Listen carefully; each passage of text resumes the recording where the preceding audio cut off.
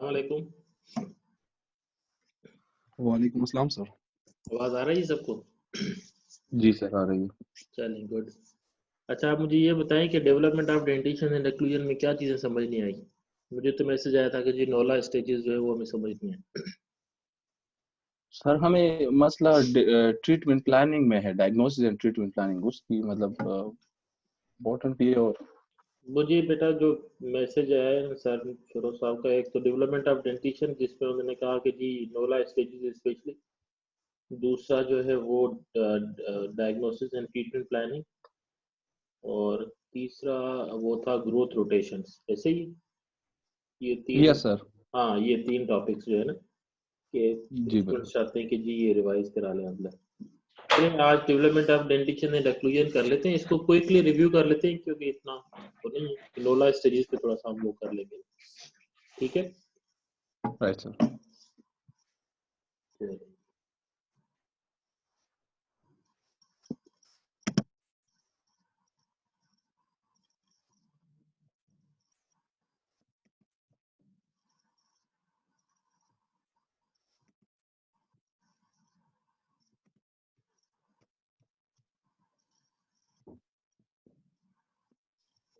Development of dentition and occlusion में जो हमने मेन चीजें डिस्कस की थी वो क्या था कि what are the normal features of the different type of the dentition, के प्राइमरी डेंटिशन के क्या फीचर्स होते हैं, मिक्स डेंटिशन के क्या फीचर्स होते हैं, परमानेंट डेंटिशन के क्या फीचर्स होते हैं, मतलब normal features of the primary mixed in the permanent dentition, and then how there is a transition from the primary to the permanent dentition कैसे होती है and what changes occurs, मतलब from birth until the adulthood and beyond the dental occlusion, दो जो major changes होती हैं, there are drastic changes in the mixed dentition and then slow and early and the late adulthood changes occur. अच्छा, जो primary dentition होती है उससे mix dentition में जो चेंजेस होती है वो क्या होती है कि जो मेन चीजें होती है ना, there is an spacing in the primary dentition and then how spacing जो है वो करेक्ट होती है इन द परमानेंट डेंटिशन, एक चीज नंबर वन। नंबर टू क्या होता है, there is an flush terminal plane in the primary dentition, but in the permanent dentition जो फ्लश टर्मिनल प्लेन होगा वो कन्वर्ट होगा इनटू क्लास वन रिलेशनशिप। तो ये कैसे कन्वर्ट होगा, जो stages of the dental development होती है, that is the gum pad stage, primary dentition, mixed and the permanent dentition. Gum pad is in mouth of the neonate. At birth the alveolar processes they are covered by the gum pads which soon get segmented and to indicate the site of the developing teeth. Clinical significance क्या होता है, identification of the delayed or the eruption endodontia or the oligodontia, मतलब but the relationship of the gum pad uh, is in a poor indicator कि जी in future there will be the eruption of the teeth or the not, ठीक है ना। it just indicates अगर gum pads present हैं वो indicate करेंगे कि जी in future जो है there will be the eruption of the teeth। ये अगर इसमें आप देखें कि ये जो सेगमेंट्स बने हुए हैं in the gums, there is an segment, जो सेगमेंट्स बने हुए वो इंडिकेट करते हैं कि इन फ्यूचर जो है इस सेगमेंट में जो है वो टीथ इरप्ट हो गया। ये फिर जो डेफिनेशंस थी, natal teeth, neonatal and the pre erupted teeth present at the time of the birth, erupted during the first month and pre-erupted erupting during the second and the third month। जो normal जो eruption होता है that is the 6 months of the age होता है, मतलब उससे पहले जो भी इरप्शन होगी उसमें या तो नेटल टीथ होंगे, नियोनेटल होंगे या प्री इरप्टेड टीथ होंगे। क्लिनिकल सिग्निफिकेंस क्या है, there is an difficulty to mother during the breast feeding and remove only if they are supernumeraries और if they are loose enough that there is danger of exfoliation. ठीक है। अच्छा, now differentiation between the primary and the supernumerary is very much important. ठीक है ना, कि आपको differentiate करना है कि जो, because it's very difficult to differentiate एक सुपरन्यूमरी को विद द प्राइमरी, क्योंकि परमानेंट के साथ तो हम इजीली कर लेते हैं, मतलब परमानेंट के साथ हम इसलिए कर लेते हैं कि जो परमानेंट होता है that is wider in size और जो आपका सुपरन्यूमरी होगा वो स्मॉलर इन साइज होगा, मतलब but in the primary dentition में जो है वो थोड़ा सा डिफिकल्ट होता है। उसमें जो मेन चीज होगा प्राइमरी का और सुपरन्यूमरी में आप वो असेस करेंगे कि जो उसका बेसिकली मॉर्फोलॉजी या शेप जो होगा उससे हम असेस करेंगे। But if the tooth is not lose तो हम कोशिश करेंगे जब तक दूसरे टीथ अपने होंगे तो उसको हम एक्सट्रैक्ट नहीं करेंगे, मतलब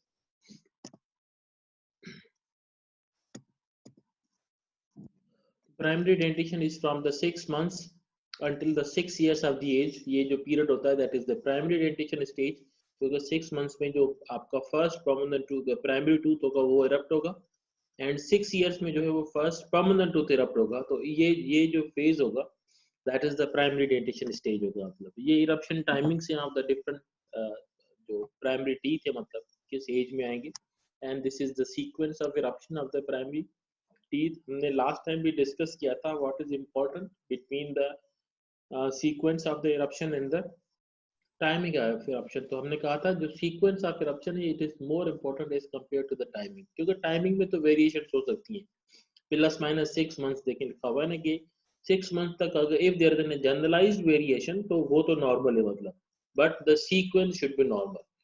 if there is any change in the sequence that leads to the malocclusion, ठीक है। अगर सपोज करेंगे ये राइट साइड के टीथ इरप्ट हो गए और लेफ्ट साइड के नहीं हुए मतलब, तो वो definitely it's an problem alarming मतलब। But if there is any कि जी टाइम ऑफ इरप्शन हो गया है कि जी जो है वो केनाइन इरप्ट हो जाए मतलब, लेकिन अभी तक केनाइन इरप्ट नहीं हुआ, but if it is generalized कि जी राइट का भी नहीं हुआ लेफ्ट का भी नहीं हुआ, देन वो हम उसमें डेफिनेटली वो इतना प्रॉब्लम नहीं करेगा जितना सीक्वेंस करेगा। क्लिनिकल सिग्निफिकेंस क्या होता है? Anomalies of the crown development are seen less frequently in the primary dentition. जो मॉर्फोलॉजिकल चेंजेस होती हैं वो कम होती हैं the primary dentition as compare to the permanent. Congenitally missing teeth, they are less frequent in the primary dentition, and variation in size, shape, and sequence of eruption are less frequent in the primary dentition. ठीक है, तो morphological changes यहाँ जो होते हैं कि missing teeth या कोई anomalies they are less in primary dentition as compare to the permanent dentition. इसीलिए मोस्ट ऑफ द पेरेंट्स जो हैं वो जब परमानेंट टीथ की इरप्शन स्टार्ट होती है तब फौरन हमारे पास आते हैं कि जी जब इनके प्राइमरी टीथ थे तो वो तो बहुत अच्छे दांत थे मतलब, और उसमें कोई प्रॉब्लम नहीं था, कोई स्पेसिंग नहीं थी और बिल्कुल वेल अलाइंड थे मतलब। अब ये पक्के दांत आ रहे हैं तो डेफिनेटली इसमें प्रॉब्लम्स आ रहे हैं मतलब। बट अगर if a child report, parents उसको 6 साल या 7 years की अगर एज में आपके पास रिपोर्ट करें और वो ये कहें कि जी जो इसके प्राइमरी टीथ थे उसमें कोई स्पेसिंग नहीं थी मतलब, when there is no space in the primary dentition it indicates that there are more chances of the development of crowding in the permanent dentition. क्योंकि हम आगे डिस्कस करेंगे कि कितना स्पेस जो है वो greater than 6 millimeter space should be present in the primary dentition. 6-7 millimeter space normally होना चाहिए प्राइमरी डेंटिशन में to accommodate the permanent teeth. Features of the primary dentition क्या होते हैं? Space anteriors, spacing in the anterior teeth is a normal feature of the primary dentition. Primate space क्या होता है? Space anterior or mesial to the maxillary canine and distal to the mandibular canine. What is the significance of the primate space? To accommodate the permanent teeth. Shallow overjet and overbite and flush terminal plane and vertical inclination of the anterior teeth. Spacing का primate space in दोनों का जो and vertical inclination of the anterior teeth, इसका क्या significance होता है? Basically ये help करते हैं for the accommodation of the permanent teeth, ठीक है, क्योंकि परमानेंट टीथ होते हैं they are wider in diameter as compare to the primary, तो वो इन चीजों में जाके अकोमोडेट होते हैं। Flush terminal plane which is the normal feature of the primary dentition, and the flush terminal will convert into class 1 relationship by the mesial shift of the molar into the leeway space.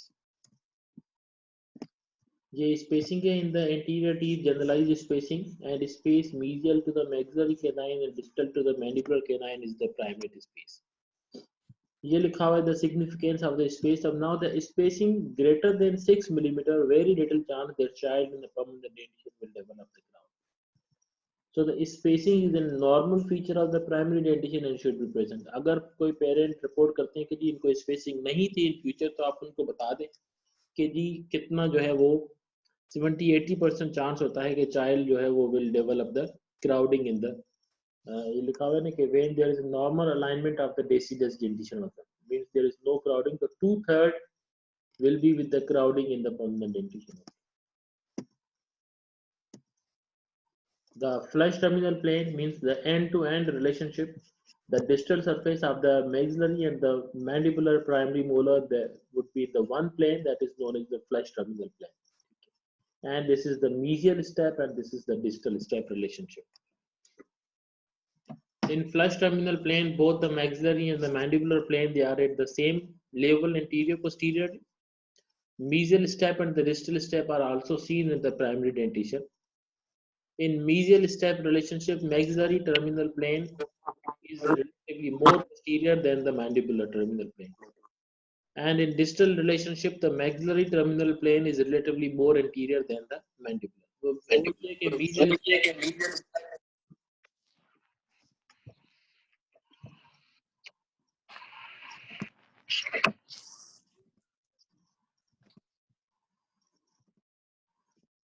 So the mesial step जो relationship होगा that is the class 1 होता है, and distal step class 2 जो permanent dentition में होगा उसको हम primary dentition में mesial step और distal step कहेंगे. To determine the terminal plane relationship in the primary dentition is of great importance. क्यों होता है?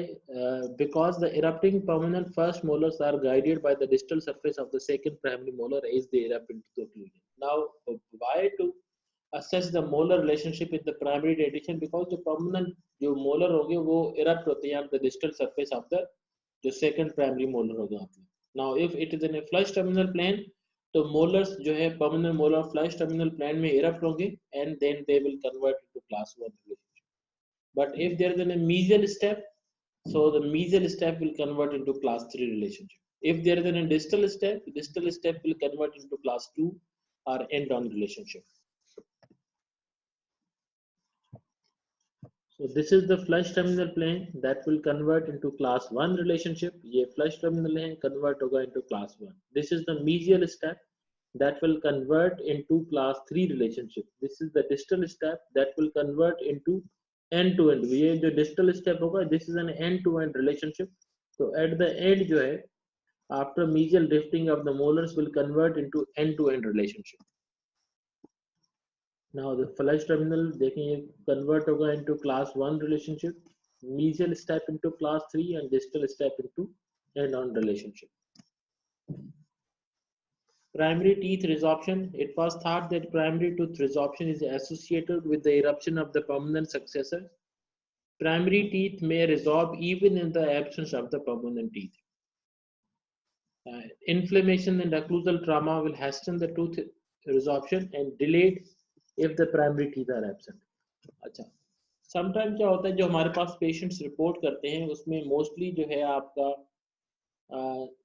जो सेकंड प्रीमोलर होता है दैट इज मिसिंग, ठीक है ना, specially the mandibular second premolar is missing और उसका जो प्राइमरी जो सेकंड मोलर होता है वो प्रेजेंट होता है मतलब. बट अगर हम उसकी रूट को असेस करें तो उसकी रिजॉर्प्शन हुई होती है मतलब. सो इट इंडिकेट्स कि परमानेंट टूथ का होना जरूरी नहीं होता for the resorption of the primary teeth, क्योंकि बेसिकली जो रूट रिजॉर्प्शन होती है उसी को हम असेस करके हम प्लान करते हैं दैट इधर we have to extract the primary tooth और we have to keep the primary teeth, क्योंकि हम प्राइमरी टूथ की एक्सट्रैक्शन जो है कि भाई परमानेंट टूथ तो प्रेजेंट है नहीं मतलब. अब हमने जो ट्रीटमेंट प्लान बनाना है, हमने असेस करना है क्या इसी प्राइमरी टूथ में इतनी कैपेसिटी है कि ये लॉन्ग टर्म चल सके या हमें इसको एक्सट्रैक्ट करना चाहिए मतलब. और वो हम डिपेंड करते हैं दो फैक्टर पे कि बोन लेवल कितना है और रूट की रिजॉर्प्शन कितनी हुई है मतलब. अगर सपोज करें रूट की रिजॉर्प्शन नहीं हुई हुई मतलब तो फिर तो हम ये पेशेंट को बता सकते हैं कि जी ये आपका जो प्राइमरी टीथ है ये लॉन्ग टर्म चल सकता है मतलब. बट मोस्टली क्या होता है वहाँ रूट रिजॉर्प्शन हुई हुई होती है मतलब. If there is an root resorption तो डेफिनेटली जो इंडिकेशन होता है आप उसको एक्सट्रैक्ट करें and then definitely replace with the permanent teeth. Mixed dentition stage जो है that starts with the eruption of the first permanent tooth, the mandibular central incisor, and normally completed at the time of the last primary tooth is shed. Now mesial drifting की tendency क्या होता है? There is a strong tendency of teeth to drift mesially even before they erupt. This phenomenon is termed as mesial drifting tendency. Now why there is a mesial drifting tendency? Because जो teeth होती है उसकी angulation क्या होती है वो mesial होती है, and then because if there is a loss of any tooth तो फिर उसकी जो डायरेक्शन ऑलरेडी मीजल होती है उसकी गाइडेंस खत्म हो जाती है तो टीथ जो है आपके मीजल ड्रिफ्ट करते हैं. जैसे आप इसमें देखें जो आपका सेकंड मोलर जो है वो फर्स्ट मोलर शेड ऑफ हो गया, मतलब अर्ली बिकॉज ऑफ कैविटी और एनीथिंग उसको एक्सट्रैक्ट हो गया. There is an mesial drifting of the molars. Dental arches and the dimensional changes. Intercanine distance increases only slightly in the mandible as a result of distal tipping of the cuspids into the primate space. And intercanine distance increases in the maxillary arch because canines are placed more labially. ठीक है. Mandibular canine का जो slightly increase होता है वो क्या होता है कि आपके जो परमानेंट कैनाइन इरप्ट होते हैं वो प्राइमेट स्पेस में आते हैं, मतलब. एंड मैक्सिलरी जो होता है वो इंक्रीज होता है बिकॉज वो थोड़े से बक्कल इरप्ट होते हैं. मैंडिबुलर आर्च पेरीमीटर डिक्रीज होता है, क्यों? Because of the late mesial shift of the first molar, क्योंकि फ्लश टर्मिनल प्लेन होता है and molar convert into class 1 relationship, तो लोअर मोलर मीडियली आ जाता है. whenever there is a mesial movement of the lower molar, तो आपका जो arch perimeter होगा वो reduce होगा. because of mesial drifting tendency, slight amount of interproximal wear जो आपका teeth में होगा. Lingual position of the incisors as a result of differential maxillomandibular growth, क्योंकि अगर आप देखिए तो upper teeth procline होते हैं, उसकी normal inclination, but जो lower teeth होते हैं वो upright होते हैं. They have a normal inclination उसकी होती है वो 90 होती है. मोलर इसकी लोअर जो इंसाइजर्स होते हैं, इम्पा इज नॉर्मली नॉट होता है दैट इज 90, और अपर इंसाइजर्स जो होते हैं वो नॉर्मली प्रोक्लाइन होते हैं, मतलब ग्रेटर देन 100. 102 और 105 is the normal inclination of the upper incisors and originally tipped position of the incisors in the molar, and maxillary circumference only slightly आपका increase होता है in the arch because of the inclination of the teeth. क्योंकि अपर incisor की inclination क्यों होती है हम आगे पढ़ेंगे. इंसाइजर लायबिलिटी, मतलब इंसाइजर लायबिलिटी में क्या होता है कि जो परमानेंट टीथ होते हैं they are wider in diameter as compare to the primary. तो क्वेश्चन ये है कि वो परमानेंट टीथ अकोमोडेट कैसे होंगे उस स्पेस में, मतलब. तो कौन कौन से फैक्टर्स होते हैं जो उसकी हेल्प करते हैं अकोमोडेशन में. एक स्पेसिंग होती है जो प्राइमेट स्पेस होगा, नंबर 1. नंबर 2 जो आपका इंक्लिनेशन होती है, मतलब अगर हम प्राइमरी डेंटिशन में पढ़ें तो प्राइमरी डेंटिशन में जो इंक्लिनेशन होती है, टीथ होते हैं वो अपराइट होते हैं, मतलब. बट परमानेंट डेंटिशन में वो टीथ प्रोक्लाइन हो जाते हैं. Okay, Nolla stages of the tooth development. Basic क्या है, the tooth development is divided into 10 stages from 0 to 10. ठीक है नहीं, 10 स्टेजेस में जो है वो टूथ की डेवलपमेंट को डिवाइड किया गया, मतलब. ठीक है, अब वो कैसे डिवाइड किया गया. whenever there is an absence of crypt means initial जो आपका साइन होता है कि जी if there is an presence of the crypt which indicates कि यहाँ पे टूथ इरप्ट होगा, टूथ प्रेजेंट है उसका क्रिप्ट, टूथ यहाँ पे इरप्ट होगा, मतलब. ठीक है, उसका बड है वहाँ पे. अब now if there is an absence of crypt तो हम कहेंगे 0. देन उसको आप if there is an presence of crypt तो 1 हो गया. if there is an initial calcification, initial उसका जो क्राउन है उसका मार्क आ जाए, इट्स ए नेम, हम उसको नंबर देंगे 2, स्टेज 2 हो जाएगा. देन स्टेज 3 क्या होगा, 1/3 क्राउन कंप्लीटेड. फिर उसको सेगमेंट में डिवाइड कर दिया. 1/3 क्राउन कंप्लीटेड है, 2/3 crown complete, then crown almost complete, crown complete हो गया. क्राउन की 4 स्टेजेस हो गए from 3 to 6. 3 4 5 6. 3 1/3, 2 2/3, then crown almost complete, then crown complete हो गया. फिर रूट का भी ऐसे होगा, मतलब 1/3 root completed, 2/3 root completed, root almost complete with open apex and root complete with close apex. तो 4 स्टेजेस हो गई रूट की, 4 स्टेजेस हो गई क्राउन की. तो ये टोटल हो गई आपकी 8 स्टेजेस. उससे पहले 3 स्टेजेस होती हैं, एब्सेंस ऑफ क्रिप्ट है, प्रेजेंस ऑफ क्रिप्ट है एंड इनिशियल कैल्सिफिकेशन है. ये इसको याद रखने का तरीका यही है कि जो क्राउन डेवलपमेंट है उसके 4 स्टेजेस हैं, रूट डेवलपमेंट है उसके 4 स्टेजेस हैं. जो क्राउन डेवलपमेंट के 4 स्टेजेस क्या होंगे, 1/3 crown complete, 2/3 crown complete, crown almost complete and crown complete. और जो क्राउन की डेवलपमेंट शुरू होगी वो होगी स्टेज 3 से. 3 4 5 6, 3 to 6 is in a crown development. Then 7 to 10, 7 8 9 10 ये 4 स्टेजेस और रूट डेवलपमेंट होते हैं. उससे पहले जो शुरू की तीर होती है 0 and 1 2 जो होगी that is absence of crypt, presence of crypt and initial calcification. Sir ji बेटा. सर ये टूथ एरप्शन कौन से नोला स्टेज में होता है, 6 में होता है कि 7 में होता है? मैं बता रहा हूँ बेटा। नाउ द नोला स्टेजेस, जैसे अगर आप इसमें देखें, जो मैंने लास्ट टाइम भी कहा था कि क्वेश्चन जो आपके या तो ऑस्पी में आते हैं या आपके एमसीक्यूज में जो आते हैं, मतलब उसमें क्या होगा, ऑस्पी में यूजुअली क्या क्वेश्चन होता है कि इस तरह का एक ओपीजे पड़ा हुआ होगा और हम उसमें लिख देंगे कि जी what are the Nolla stages, ठीक है, आप दीज जो पर्टिकुलर टीथ है उनकी नोला स्टेजेस क्या है। मतलब अगर सपोज करें कि ये जो सेकंड मोलर है, हम इंडिकेट कर देंगे कि जी बताएं इसका क्राउन ऑलमोस्ट कंप्लीटेड। जी हाँ। फिर हम अगर कहें तो कि ये फर्स्ट मोलर का बताएं, इसकी रूट कंप्लीट है बट ओपन अपेक्स है, मतलब तो ये 9 हो जाएगा। मतलब फिर अगर आप इसमें देखें कि जो कैनाइन है इसका क्राउन कंप्लीट है और रूट की फॉर्मेशन स्टार्ट हो रही है, मतलब तो ये 7 में आ जाएगा।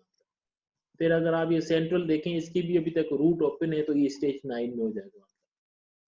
और यहाँ पर भी देखें ये क्राउन कंप्लीट हो गया है यहाँ पर, तो ये तो आपका स्टेज 6 में आ जाएगा। मतलब तो इस तरह वो आपके ऑस्पी स्टेशन में 3-4 इंडिकेट कर देंगे कि जी बता दें ये किस स्टेज में है। मतलब अच्छा, अब क्वेश्चन ये होता है कि आपका जो इरप्शन होती है वो किस टाइम पे स्टार्ट होती है। मतलब देखिए जब क्राउन कंप्लीट हो जाएगा, मतलब स्टेज 6 में तो क्राउन कंप्लीट हो गया, मतलब ठीक है, तो उस टाइम पे उसकी जो टूथ की मूवमेंट है वो स्टार्ट हो गया। मतलब पर जो टूथ विजिबल होगा विद इन द आर्च, ठीक है ना, वो उसकी जो आपकी टूथ इरप्शन स्टार्ट होगी एट द नोला स्टेज 6, लेकिन टूथ विजिबल होगा within the arch at stage 7 और 8। क्योंकि अगर आप यहाँ पर देखें, ये अभी तक स्टेज 6 में है यहाँ पे, ठीक है ना। अब ये इसकी डेफिनेटली इसकी रिजॉर्प्शन शुरू करेगा यहाँ पे, जब ये स्टेज 7 या स्टेज 8 में पहुंचेगा तब ये with in the arch visible होगा। अगर आप इसमें ये देखें तो ये आपका जो सेकंड प्रीमोलर है दैट इज इन स्टेज 7, बल्कि ये होगा 2/3 है, तो दैट इज इन स्टेज 8। अब ये क्या कहते हैं, आप ये देखें कि जो डी है, ठीक है, दैट इज ऑलमोस्ट उसका कंप्लीटली रिजॉर्प्शन हो चुकी है, मतलब ठीक है, but because of cavity and lack of space जो है, ठीक है, ये टूथ जो है वो प्रॉपर्ली यहाँ पे रप नहीं हो पा रहा, अदरवाइज जो है वे इसका इरप्शन का कंप्लीट टाइम है। क्लिनिकल सिग्निफिकेंस क्या होता है नोला स्टेज का? Dental age assessment, delayed eruption, accelerated eruption and space management. जो हम डेंटल एज करते हैं, मतलब हम पेशेंट से पूछते हैं कि जी इसकी क्रोनोलॉजिकल एज क्या है, पेशेंट बताता है कि जी ये 10 साल इसकी एज है। हम ओपीजी में असेस करते हैं कि ओपीजी में समटाइम हमें लगता है कि डेंटल एज इसकी 8 ईयर है या डेंटल एज इसकी 11 ईयर है या 10 ईयर है। वो हम कैसे करते हैं, मतलब सपोज करें अगर एक पेशेंट है वो उसका जो है वो 6 ईयर्स ऑफ एज है, मतलब ठीक है, अब 6 ईयर्स में कौन कौन से टीथ इरप्टेड होने चाहिए? आपके फर्स्ट मोलर जो है परमानेंटली इरप्ट होने चाहिए और मैंडिबुलर इंसाइजर इरप्ट होने चाहिए। लेकिन सपोज करें अगर हम ओपीजी असेस करते हैं और हम देखते हैं कि जी उसके अभी तक जो है वो लोअर सेंट्रल इंसाइजर जो है वो भी इरप्टेड नहीं है और फर्स्ट मोलर भी प्रॉपर्ली इरप्टेड नहीं है, मतलब ठीक है, तो हम कह सकते हैं कि ये अभी तक इसकी जो डेंटल एज है वो डेंटल एज 6 नहीं है। मतलब या फिर हम ये होगा कि अगर डेंटल एज आप वो क्रोनोलॉजिकल एज 6 बताता है, लेकिन डेंटल एज में अगर हम देखें कि वो वहाँ पे लोअर सेंट्रल इंसाइजर भी कंप्लीटली इरप्टेड है, फर्स्ट मोलर भी इरप्टेड है, और जो अपर सेंट्रल से उसकी भी जो रूट है वो 2/3 फॉर्म हो चुकी है, मतलब बट वो because of lack of space जो है वो इरप्ट नहीं हो पा रहे, तो हम कह सकते हैं कि इसकी डेंटल एज जो है वो 7 है या डेंटल एज 8 है। तो डेंटल एज असेसमेंट जो होती है that is with the help of the Nolla stages, कि आप वो पर्टिकुलर टूथ देखेंगे कि वो किस स्टेज में है। If it is the stage 7 और 8 तो हम कहेंगे उसको इरप्ट होना चाहिए होता, क्योंकि 8 में तो वो डेफिनेटली विजिबल होगा within the oral cavity. मतलब अगर वो नहीं होता तो हम कह सकते हैं there is a delayed eruption. Delayed eruption क्यों होती है? Because of lack of space, कि अगर क्राउडिंग है तो इरप्ट नहीं हुआ, मतलब स्पेस नहीं है उसकी वजह से वो इरप्ट नहीं हुआ, लेकिन उसका टाइम तो हो गया इरप्शन का। मतलब एक्सेलरेटेड इरप्शन हम कब कहेंगे? Suppose there is an early exfoliation हो जाए, मतलब ठीक है, नोला स्टेज अभी तक वो 6 में है या 7 में है और वो वहां पे विजिबल हो, मतलब तो हम कहेंगे ये एक्सेलरेटेड इरप्शन है। मतलब जो स्पेस मैनेजमेंट में क्या इसका रोल होता है नोला स्टेजेस का, वो जो हम सीरियल एक्सट्रैक्शन करते हैं, सीरियल एक्सट्रैक्शन में क्या करते हैं, जब हम टूथ की एक्सट्रैक्शन करते हैं that is according to the Nolla stage. हम असेस करेंगे कि जी अब जो है वो प्रीमोलर जो है वो केनाइन का इरप्शन का टाइम हो गया, मतलब उसी टाइम पे हम फौरन जो है प्रीमोलर की एक्सट्रैक्शन कर देंगे, ताकि आप उसका नोला स्टेज 6 में आपका केनाइन आ गया, मतलब आप हम एक्सट्रैक्ट कर देंगे तो डेफिनेटली विद इन 6 मंथ जो है वो आपका केनाइन उस स्पेस में इरप्ट हो जाएगा। तो this is the clinical significance of the Nolla stages के डेंटल एज को हम कैसे असेस करेंगे। और सीरियल एक्सट्रैक्शन में जब हम स्पेस मैनेजमेंट करते हैं, मतलब कि जी अब या आप जब स्पेस सुपरविजन करते हैं, मतलब स्पेस सुपरविजन में क्या होता है कि हम प्राइमरी टीथ शेड ऑफ कर एक्सट्रैक्ट करते हैं ताकि परमानेंट टीथ जो है वो उस सीक्वेंस में इरप्ट हो, मतलब उस टाइम पे भी जो है वो नोला स्टेजेस हेल्पफुल होते हैं टू असेस कि किस टूथ को किस टाइम पे एक्सट्रैक्ट करना चाहिए। मतलब ये डेंटल एज, ये मैं लास्ट टाइम भी बताया था कि डेंटल एज से रिलेटेड कैसे क्वेश्चन आ जाते हैं, मतलब कि सपोज लिखा हो कि डेंटल एज 8 है, डेंटल एज 9 है, डेंटल एज 6 है, उसमें कौन कौन से टीथ इरप्टेड होते हैं, मतलब तो ये उनके एग्जांपल लिखे हुए कि डेंटल एज 6 में कौन कौन से टीथ इरप्टेड होंगे, 7 में कौन से होंगे, फिर 8 9 और 10 में कौन कौन से टीथ इरप्टेड होते हैं। मतलब this is the sequence of eruption of the permanent teeth.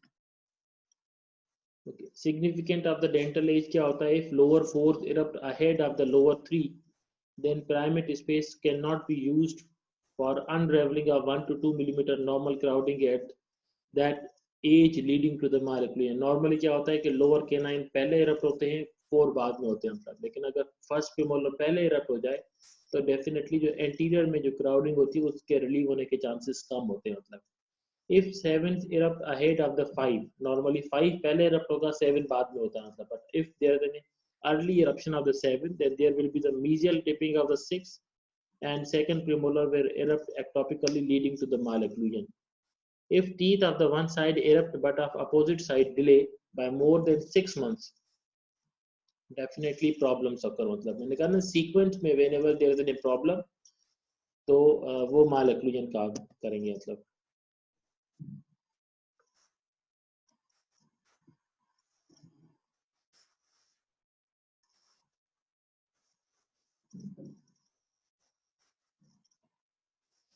if one of the C is lost earlier, we should remove C of the opposite side, otherwise midline would shift। ये मैंने पहले भी कहा कि whenever there is a primary जो C shed off हो जाए तो हमारे पास दो ट्रीटमेंट ऑप्शन होते हैं। मतलब या तो हम कंट्रालेटरल जो है वो C की एक्सट्रैक्शन कर दें ताकि मिडलाइन जो है मेंटेन उसमें रहे, या फिर आप क्या करते हैं कि lingual arch as an space maintainer दे देते हैं विद एन स्कर, ताकि वो जो C जिस तरफ शेड ऑफ हो गया है वहां पे मिडलाइन शिफ्ट ना हो। मतलब if it is recognized earlier that deciduous teeth may fall late, we can remove them at appropriate time to prevent the crossbite. Suppose ये mostly ये होता है especially in the upper anterior region, मतलब या lower anterior में।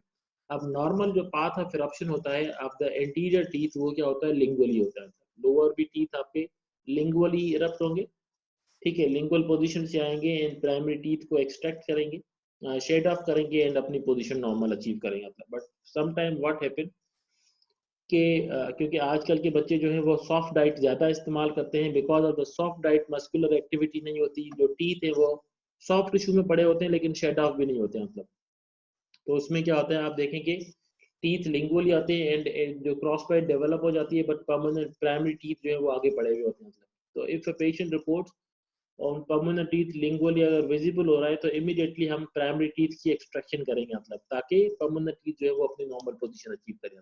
If we will not extract तो वहाँ full fledge crossbite develop हो जाएगी, then which would be difficult in the future to correct.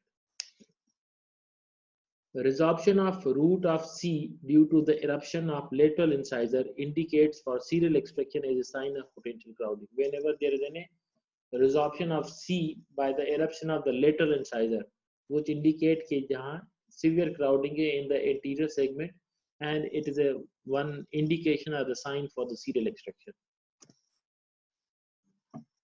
Extraction of the lower and the upper right left 4 as a plan of serial extraction without seeing the status of 5 will lead to the serious problem.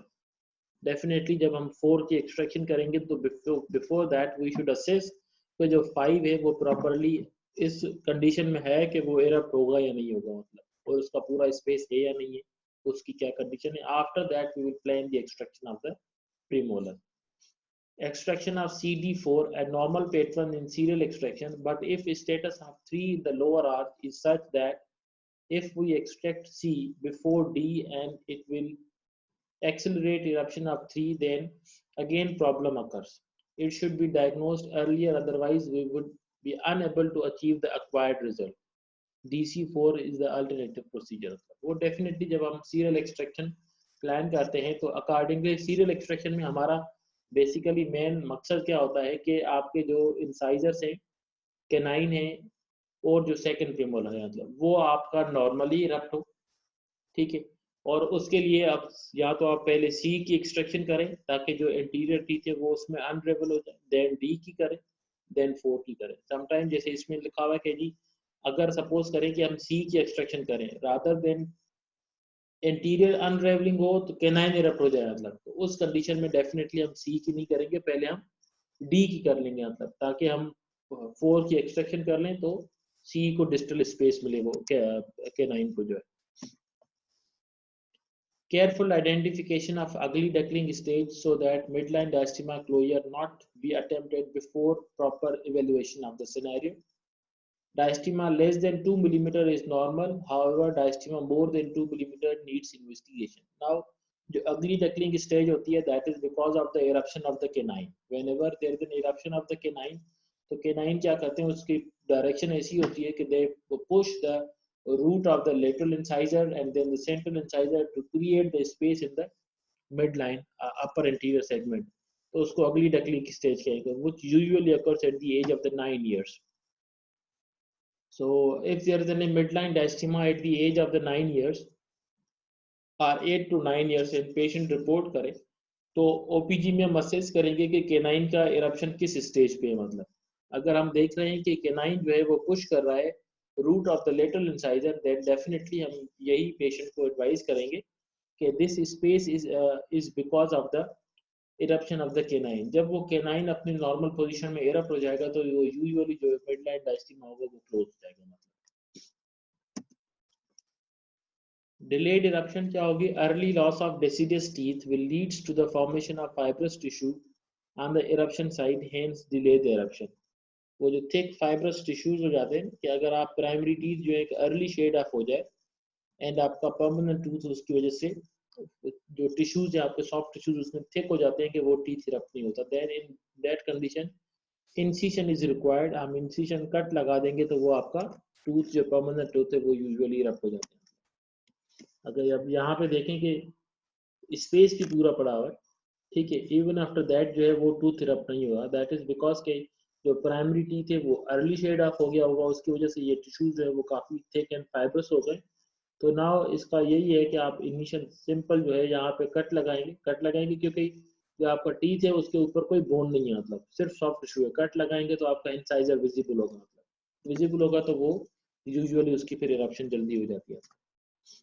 Accelerated eruption, loss of deciduous teeth or extraction of the deciduous tooth at neurology stage 7 or 8 of permanent teeth will accelerate the eruption of the permanent teeth.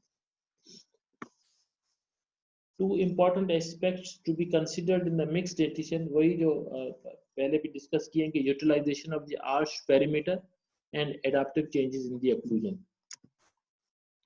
Arch perimeter के लिए जो accommodation of the permanent incisors, जो incisor liability, space for the cuspid and the premolars, a leeway space, and then adjustment of the molar occlusion, that is the flush terminal plane. Incisor liability क्या होता है, that is difference in the mesiodistal width of the primary and the permanent incisor is known as incisor liability. क्योंकि primary they are smaller in diameter, permanent they are wider in diameter. कितना होता है incisor liability in the maxillary arch, that is 7.6, in the mandibular arch it is 6 mm.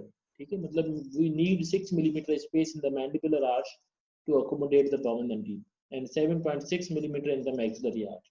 अब ये कैसे accommodate होगी, interdental incisor spacing in the primary dentition, इसलिए कहते हैं ना कि spacing in the primary dentition होनी चाहिए. वो क्यों होनी चाहिए कि आपके incisors जो है वो accommodate हो सकते हैं. Then increase in the arch width, जो intercanine width increase होगी, greater labial inclination of the permanent teeth definitely जो उसकी प्राइमरी टीथ मोर अपराइट होते हैं, परमानेंट टीथ आपके प्रोक्लाइन होंगे मतलब, and increase in the intercanine width. Incisor liability का सिग्निफिकेंस क्या होता है कि they may lead to the maxillary diastema और mandibular crowding. Now suppose if there is a more space in the primary dentition or the mesodistal width of the permanent teeth is small, ठीक है, अगर आप suppose करें कि माइक्रोडोंचा का case हो, उसमें क्या होगा, मैक्सिलरी डायस्टीमा डेवलप होगा, मतलब नॉर्मल स्पेसिंग है प्राइमरी डेंटिशन में, और परमानेंट डेंटिशन में जो टीथ एरप्ट हुए हैं वो उनका जो है वो डायमीटर कम है, तो डेफिनेटली डायस्टीमा डेवलप होगा इन the permanent dentition. Mandibular crowding में सपोज करें अगर सिचुएशन ये हो कि स्पेस जो इन द प्राइमरी डेंटिशन है वो स्पेसिंग नहीं है या स्पेसिंग कम है जितनी रिक्वायर्ड है to accommodate the primary permanent teeth, so there will be the crowding in the primary dentition, permanent dentition. Leeway space क्या होता है, that is the difference in the mesodistal width of CDE and 345. Incisor liability होता है difference in the mesodistal width of primary incisors and permanent incisors, and leeway space is the difference in the mesodistal width of CDE and 345. Leeway space कितना होता है, the upper arch per quadrant 0.9, lower arch is 1.7. lower में ज़्यादा होता है as compared to the upper. lower में ज़्यादा क्यों होता है, because lower में जो mesial drifting होती है वो ज़्यादा होती है as compared to the upper. Now why there is more mesial drifting is required in the lower arch, क्योंकि flush terminal plane convert होगा into class 1 relationship. This extra amount of space is utilized for achieving the class 1 molar relation from the flush terminal plane. Clinical significance क्या होता है, if combined mesodistal width of unerupted 3, 4, 5 is equal to or greater than CDE, then the condition is termed as leeway space discrepancy and crowding often result. मतलब normal जो leeway space होता है 0.9 और 1.7 in quadrant, अगर वो नहीं है, जो आपका 3, 4, 5 है वो वाइडर है डायमीटर में, are equal in diameter to the CDE, then definitely the chances of crowding development, then space management is required. So for the space analysis to assess के जी leeway space कितना है या कितनी crowding होगी और कितना spacing होगी in the posterior segment, हम mixed dentition analysis करते हैं। उसके लिए different methods जो हैं, रेडियोग्राफिक प्रोडक्शन मेथड है, टनाका जॉनसन है, एंड द मोयर्स प्रोडक्शन मेथड है। और जो सबसे इजीएस्ट मेथड होता है दैट इज द टनाका जॉनसन होता है। मतलब व्हाई टनाका जॉनसन, बिकॉज टनाका जॉनसन में वही हमें किसी टेबल की नीड नहीं होती और किसी एक्सरे की नीड नहीं होती। मतलब देयर इज सिंपल फार्मूला होता है कि हम वो लगाते हैं जिससे हम जो है एनालिसिस कर सकते हैं। मतलब स्पेस अवेलेबल, स्पेस रिक्वायर्ड, दो चीजें हम करते हैं। मतलब देन रेडियोग्राफिक मेथड में जैसे आप वो जो क्या कहते हैं ऑपरेटिव में जो वर्किंग लेंथ लेते हैं, मतलब उसमें आप मैग्निफिकेशन निकालते हैं, एग्जैक्टली वही फॉर्मूला हम इसमें लगेगा। अब आपके पास रेडियोग्राफ होने चाहिए and you have the model, तो हम असेस कर सकते हैं कि जो 3, 4, 5 होगा उसका कितना स्पेस होगा। मतलब टनाका जॉनसन में 1/2 of the mesodistal width of the 4 lower incisor, and we will add 10.5 for the mandibular canine and the premolars of per quadrant, and maxilla के लिए plus 11 हम करेंगे। This is the easiest way. And moyers के लिए we need this prediction table जो मोयर्स ने बनाई हुई है। उसमें क्या करेंगे, जो टोटल मैंडिबुलर इंसाइजर विड्थ होगी, मतलब व्हाटएवर इट इज 22, 21, 20 जितनी भी है, उससे हम असेस करेंगे कि वो predicted width of canine and premolar, ये भी एक साइड का है, दोनों साइड का नहीं है, एक साइड का, राइट और लेफ्ट, वो जितना भी होगा वो हम उसमें ऐड कर लेंगे। यहाँ तक सिग्निफिकेंस ऑफ स्पेस एनालिसिस। जी बेटा। सर ये मोयर्स की समझ नहीं आती सर, इसको जरा समझाएं। आप मोयर्स देखें, टनाका जॉनसन समझ आ गया? जी सर ये आ गया। इसमें क्या करते हैं कि जो लोअर 4 इंसाइजर्स होंगे ना, central, lateral, right and left, उसकी विड्थ लेंगे, उसको हाफ करेंगे, उसमें ऐड करेंगे 10.5। ठीक है, राइट सर। मोयर्स में क्या करेंगे कि जो लोअर 4 इंसाइजर की विड्थ हमने ले ली, सपोज करेंगे जी लोअर 2 सेंट्रल 2 लेटरल प्रेजेंट है, हमने उसकी विड्थ ले ली। मतलब ठीक है, ये क्या लिखा हुआ है, जी sir. Total mandibular incisor width, suppose करो वो 20 आ गई, राइट सर। ठीक है। फिर आपके पास ये प्रोडक्शन टेबल होगी, मतलब ये आपके पास टेबल अगर जो बुक में बनी हुई है ये टेबल होगा, उसमें आप देखेंगे कि जी predicted width of canine and premolars maxima में कितनी होगी 20.9, मैंडिबल में कितनी होगी 20.4। तो ये क्या है, ये एक कोऑर्डिनेट की है, मतलब ये राइट साइड की है, तो लेफ्ट के लिए आप इसको डबल कर देंगे, मतलब मैक्सिमा में, मैंडिबल में भी इसको डबल करेंगे तो आपको दोनों साइड का स्पेस मिल जाएगा कि कितना प्रेडिक्टेड विड्थ होगी कैनाइन एंड प्रीमोलर्स के। मतलब आगे समझ में बेटा? जी सर। सर एक किसी ने मुझसे क्वेश्चन पूछा था कि अगर प्रिडिक्टेबिलिटी मोयर्स के प्रिडिक्शन मेथड के मुताबिक 72% होगी तो फिर नॉर्मल डेवलपमेंट कैसे होगा सर, इसकी समझ नहीं आती, ये कैसे है अच्छा, सर? इसमें ये है कि जो मोयर्स ने प्रोडक्शन टेबल्स बनाई हुई है ना, वो डिफरेंट उस पर बनाई हुई है, मतलब एक 75% प्रोडक्शन टेबल उसने दी हुई है, एक 80%, 90%, इवन 100% भी दी हुई है, मतलब। लेकिन जो हमारे पास जो राइट सर। सबसे ज्यादा रिलायबल चलती है दैट इज 75%, मतलब ये जो आप देख रहे हैं दैट इज 72 या 75% जो इसकी प्रोडक्शन टेबल है, ठीक है। ये ज्यादा जो मैच करती है with the result as compare के जो मोयर्स ने 90% या 100% बनाई हुई है, मतलब।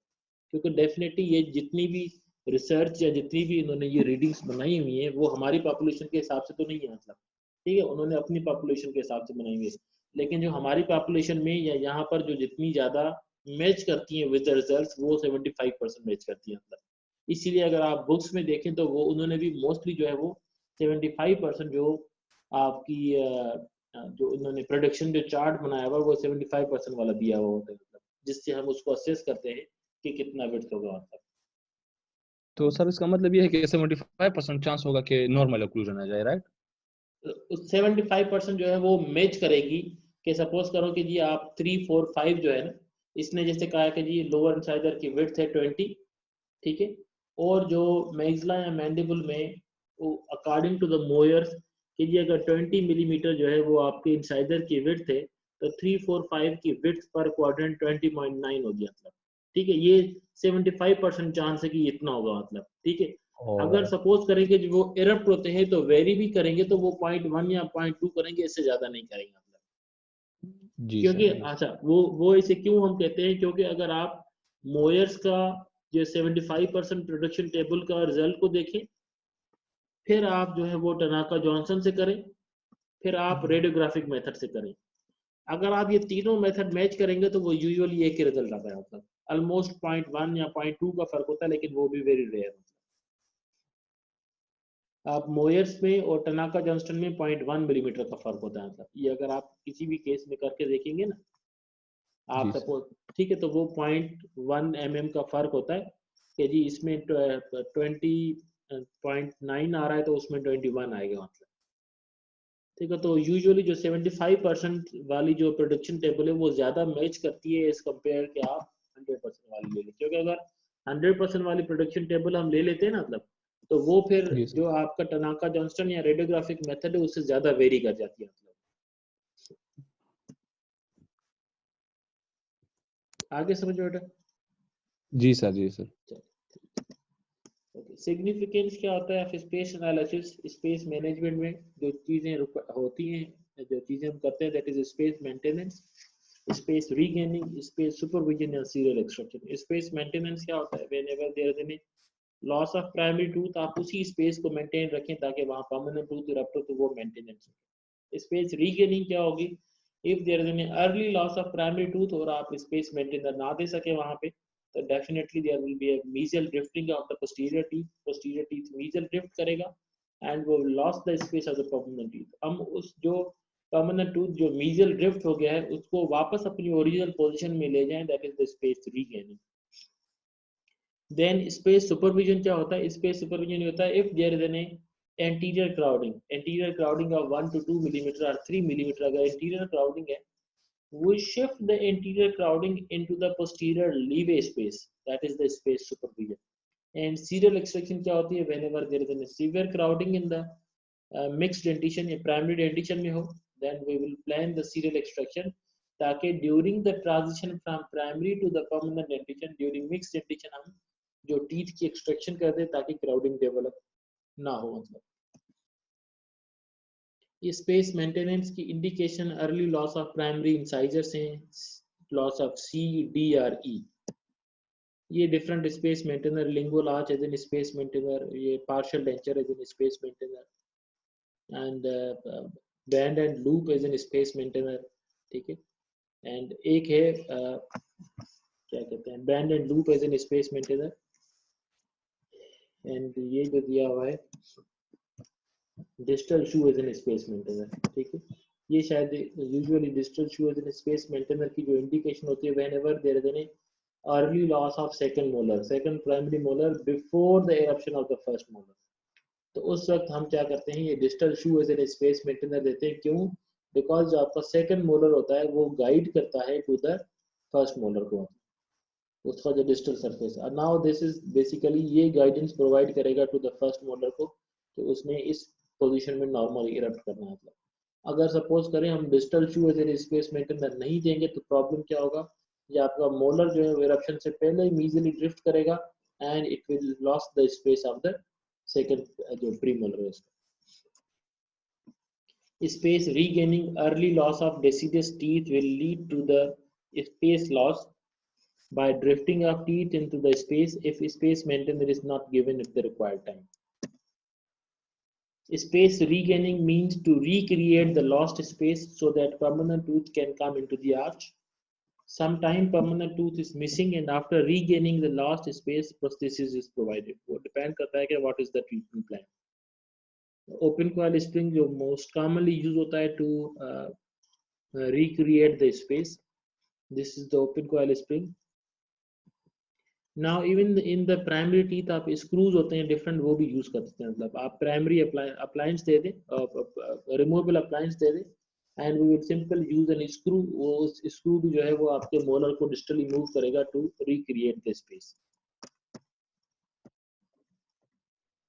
Space supervision when there is a crowding of 5 to 6 millimeter, not begin until the mandibular cuspid and the first premolar show approximately 1/4 to the 1/3 of the root form.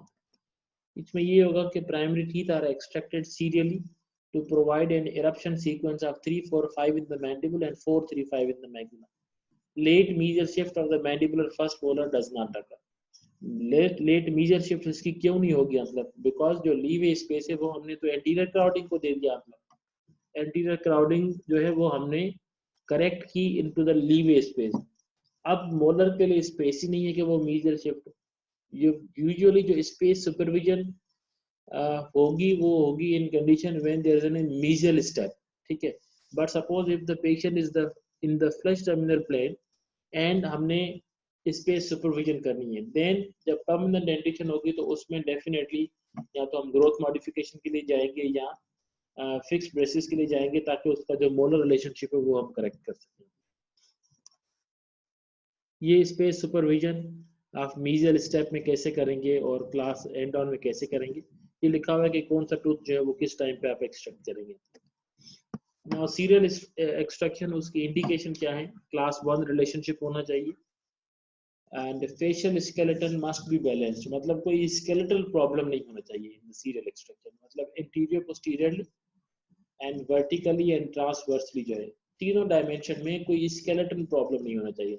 skeletally normal होना चाहिए, if there only dental problem होना चाहिए। crowding severe होनी चाहिए तो आप serial extraction plan कर सकते हैं। ALD of -5 मिलीमीटर पर क्वाड्रेंट मीन्स टोटल 10 मिलीमीटर की क्राउडिंग या उससे ज्यादा की क्राउडिंग हो अगर in the maxillary in the mandibular arch, molar relationship class 1 हो, स्केलेटली नॉर्मल हो तो आप सीरियल एक्सट्रैक्शन ले जाएंगे। क्रेसेंट पैटर्न ऑफ रिजॉर्प्शन, ये क्या होता है? Resorption of the root of the two due to the eruption of the three, a true indication for crowding and thus the serial extraction. आप एक्सरे में देखें, अगर पोजीशन ये हो कि जी आपका जो है वो कैनाइन उसकी position that is more toward the root of the lateral incisor, तो वो एक इंडिकेट करती है कि जी ये लेटरल इंसाइजर की शायद रिजॉर्प्शन करे, तो उससे ये इंडिकेशन है for the serial extraction. CD4 or DC4 is a pattern of the extraction pattern for the serial extraction. Usually CD4 होता है, पहले आप C को करें, D को करें, then 4 की एक्सट्रैक्शन करेंगे। occlusal changes क्या होती है? Usually the flush terminal of the primary dentition provides an end-to-end relationship of the first permanent molar. First permanent molars normally achieve the class 1 वो by late mesial shift होती है and greater forward growth of the mandible होती है as compared to the maxilla. Now the clinical significance वही क्या है कि flush terminal will convert into class 1 and distal step into class 2 and mesial step will convert into class 3 relationship. Now अगर हम suppose करें ये हम primary dentition में assess करते हैं कि इसके ये relationship है, तो हम suppose if there is a mesial step relationship है, तो हम क्या करेंगे? हम maintain करेंगे mesial step relationship को ताकि वो class 3 में convert ना हो. If there is a distal step relationship, तो उसमें हम क्या कर सकते हैं कि अपर मोलर जो है उसको डिस्टल स्टेप से शिफ्ट करेंगे इनटू मीजियल स्टेप ताकि अपर की डिस्टलाइजेशन करेंगे, मतलब ताकि वो क्लास 1 अचीव कर ले, मतलब for permanent dentition stage starts after the shading of the last primary tooth. Okay, late changes क्या होती है? Intercanine width decrease होती है with the age in the permanent dentition and lips become more retruded with the age and thin हो जाते हैं. मतलब जो permanent dentition के जो normal features होते हैं, that is N2 6 keys to the normal occlusion. These are basically the normal features of the primary dentition. जैसे हमने permanent dentition, जैसे हमने primary dentition के normal features पढ़े थे कि जी spacing होनी चाहिए, flush terminal plane होना चाहिए, shallow overjet overbite होनी चाहिए, upright incisors होनी चाहिए. तो permanent dentition की normal features क्या होती है? N2 6 keys are the normal features of the permanent dentition. Class 1 relationship होना चाहिए मोलर का, प्रीमोलर का, कैनाइन का and incisors. Angulation of the teeth जो है वो मीजियो डिस्टल पोजीशन जो है वो भी ठीक होनी चाहिए. Inclination is the labiolingual position of the incisors. There should be no rotation and tight proximal contacts, कोई स्पेसिंग नहीं होनी चाहिए. And curve of speech should be flat or not exceeding 1.5 millimeter. So these are the basically the normal features of the permanent dentition. Class 1 relationship, mesial angulation of the incisors. ठीक है, आपके जितने भी teeth हैं anterior and posterior, उसकी जो normal inclination होती है वो मीजियल होती है, मतलब इसीलिए मीजियल ड्रिफ्टिंग टेंडेंसी ज्यादा होती है, मतलब. एंड देन द इंक्लिनेशन जो है वो लेबियोलिंगुअल पोजीशन ऑफ द टीथ. ठीक है, इसीलिए जो फिक्स्ड ब्रेसेस होते हैं उसमें ये सारी चीजें इनबिल्ट होती हैं ताकि नॉर्मल आप आइडियली ये चीजें अचीव कर सकें. मतलब there should be no rotation in the permanent teeth. Curve of speech should be flat or not exceeding 1.5 millimeter. मतलब क्योंकि अगर उससे ज्यादा होगी, अगर सपोज करें 1.5 मिलीमीटर से कर्व ऑफ स्पीच ज्यादा होती है, देन डेफिनेटली ओवरबाइट आपका नॉर्मल नहीं होगा, फिर ओवरबाइट ज्यादा हो सकता है, मतलब उसमें. तो ये हमने क्विक रिव्यू कर दिया एक development of dentition in occlusion का. इसमें बेटा कोई क्वेश्चन हो तो पूछ लें.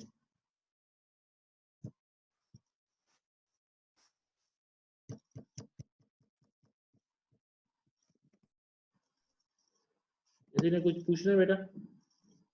सर जी बेटा. सर फर्स्ट मोलर की इरप्शन के बाद मैंडिबल में मैंडिबुलर इंटरकैनाइन विड्थ जो है वो मैंडिबल का साइज इंक्रीज होने की वजह से बढ़ती है. देखें जो आपका प्राइमेट स्पेस होता है ना, medial to the maxillary canine and distal to the mandibular canine होता है.